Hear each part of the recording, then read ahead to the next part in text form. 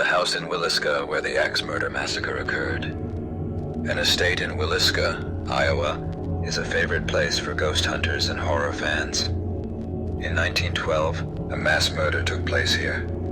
6 children and 2 adults were hacked to death with an axe by unknown assailants. It is still unknown what exactly happened that night. In 1994, the house was purchased by new owners, and as a result of restoration, the estate acquired the appearance of the very place of the tragedy of 1912. So the house was turned into a tourist attraction, and now you can stay here overnight for $428. Visitors to the hotel often note that the house is doing all sorts of devilish things, such as a ghost with an axe and children's screams.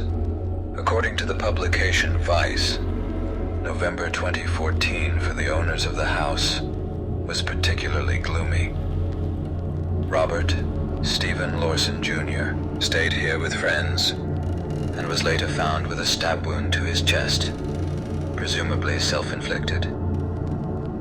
The friends called emergency services, and the young man was flown by helicopter to the hospital. Police later said Lawson self-inflicted the wound at around 1 a.m., 00:45. It was around this time in 1912 that the massacre began on the estate. Lawson recovered from his wounds, but never told what really happened that night. The incident upset the estate's owner, Martha Lynn.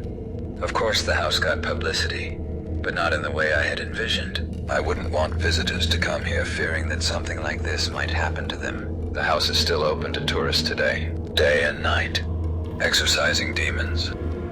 In August 2016, 26-year-old Kennedy Ife from London had a bout of aggression.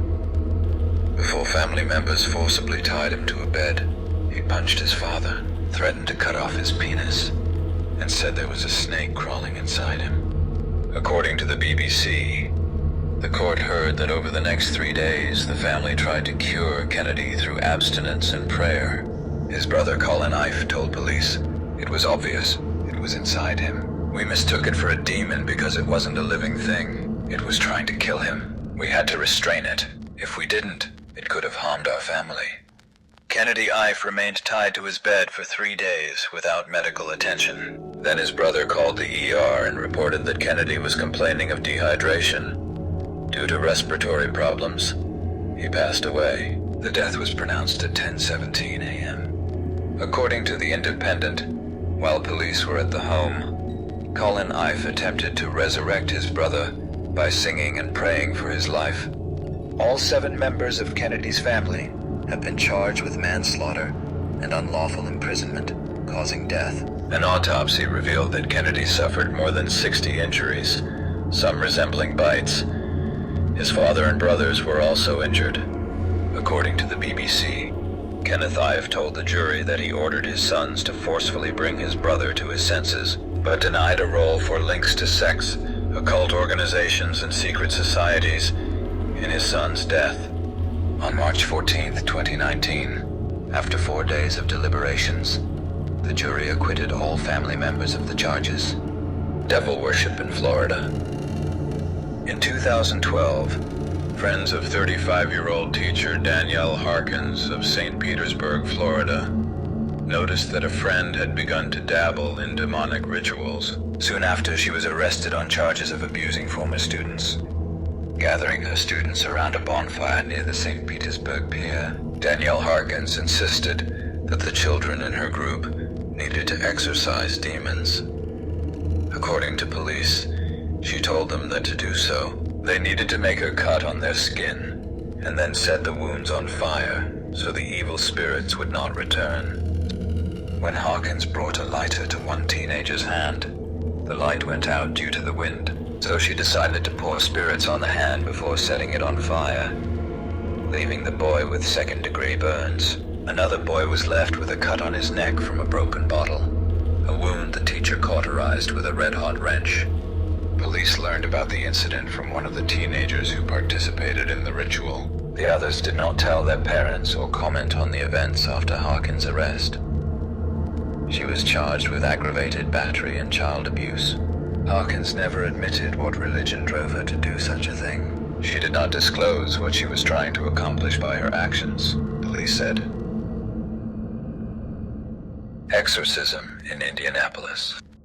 Last year, the Indianapolis Star ran a great report on a family held in fear by 3 children, allegedly possessed by demons. The story of LaToya Ammons and her family involves children who climb walls, snoop from room to room, and threaten adults as if not in their low voices. It may seem like the story is literally ripped out of a horror movie. However, all of these events have been corroborated by nearly 800 pages of official reports obtained by the Indianapolis Star and confirmed in numerous interviews with police, psychologists, family members, and a Catholic priest. One of the most gruesome sections of the report contains testimony from Walker, the 9-year-old boy's babysitter. She described how the child grinned strangely and went backwards up the wall to the ceiling. He then flew over Campbell and landed on his feet. In another passage, we read how a 12-year-old girl told a psychiatrist that she felt something strangling her and squeezing her so that she couldn't speak or move. She allegedly heard a voice telling her that she would never see her family again and would pass away for 20 minutes. Death of Elise Lam. Elise Lam was last seen on January 31st, 2013, in the lobby of the Cecil Hotel in downtown Los Angeles. She was vacationing on the West Coast, making notes about the trip on her blog and communicating with her parents every day. On Jan 31, those calls stopped. Lam had disappeared. Soon the police began a search, and her parents arrived. They found nothing.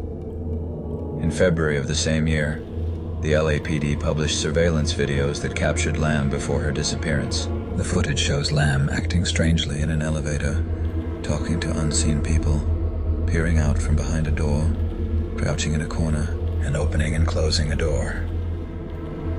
More questions arise after this video. What is it? A nervous breakdown? Demonic possession? Unknown people who were out of the camera's view? Around the same time, hotel guests began reporting problems with the Cecil Hotel's water supply.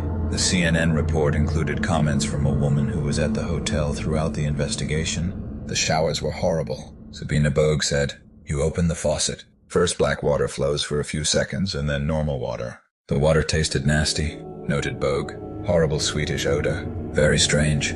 I can't even describe it." During the week, the guests never complained. "We didn't think about it," she said. "We figured it had always been like this here." On the morning of February 19, a hotel employee went up to the roof and inspected the water storage tanks. That's where authorities discovered the decomposing nude body of Lam, whose personal belongings were found nearby.